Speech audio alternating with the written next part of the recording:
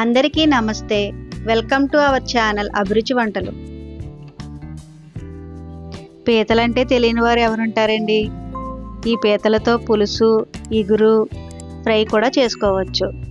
ఈరోజు మన వీడియోలో పీతల ఇగురు చేసుకుందాం. పీతలను పసుపు, నిమ్మకాయ వేసి శుభ్రం చేసుకోవాలి. ఇలా శుభ్రం చేసిన పీతల్లో 3 టేబుల్ స్పూన్ల కారం, 1/2 టీ స్పూన్ పసుపు, రుచికి సరిపడా సాల్ట్ వేసుకుని బాగా కలుపుకోవాలి. కలిపేటప్పుడు చాలా జాగ్రత్తగా కలుపుకోవాలండి. ఆ పీతలకున్న కాళ్ళు గుచ్చుకుంటాయి. పీతలకు కారం, ఉప్పు బాగా పట్టించి 10 నిమిషాలు పక్కన పెట్టుకోవాలి.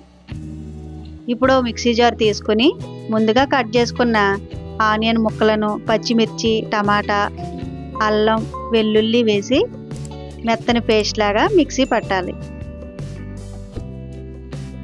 స్టవ్ పై ఒక గిన్నె పెట్టుకుని అందులో 5 టేబుల్ స్పూన్ల ఆయిల్ వేసుకోవాలి. ఆయిల్ హీట్ అయిన తర్వాత మనం ముందుగా పేస్ట్ చేసుకున్న ఆనియన్ పేస్ట్ని వేసి కలుపుతూ వేయించుకోవాలి. నాన్ వెజ్ కర్రీస్లో ఆయిల్ ఎక్కువ పడుతుందండి, చూసుకుని వేసుకోండి. ఇప్పుడు ఈ ఆనియన్ పేస్ట్ను బాగా కలుపుకుంటూ ఆయిల్ పైకి తేలేంత వరకు వేయించుకోవాలి. ఇలా ఆయిల్ పైకి తేలిన తర్వాత మనం ముందుగా ఉప్పు, కారం పెట్టుకున్న పీతలను వేసి బాగా కలుపుకోవాలి. ఇలా కలుపుకున్న పీతలను 5 నిమిషాల పాటు బాగా మగ్గించుకోవాలి.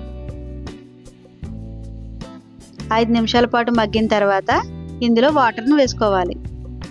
మనం చేసేది ఇగురు కదండి, వాటర్ ఎక్కువ వేయాల్సిన అవసరం లేదు. పీతలు మునిగేంత వరకు వాటర్ వేస్తే సరిపోతుంది. వీటిని 10 నిమిషాల పాటు ఉడికించుకోవాలి. ఇగురు దగ్గర పడిన తర్వాత 2 టేబుల్ స్పూన్ల గరం మసాలాను వేసుకొని బాగా కలుపుకోవాలి.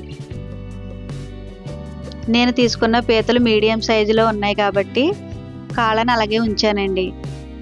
మీరు పెద్ద పీతలు కానీ తీసుకుంటే వాటి కాళ్ళను నలగొట్టి వేసుకుంటే దానికి ఉప్పు, కారం బాగా పడుతుంది. మసాలా వేసిన తర్వాత 5 నిమిషాల పాటు ఉడికించుకుంటే పీతలకు మసాలా బాగా పడుతుంది. 5 నిమిషాల తర్వాత కొత్తిమీరని చల్లుకొని స్టవ్ ఆఫ్ చేసుకోండి.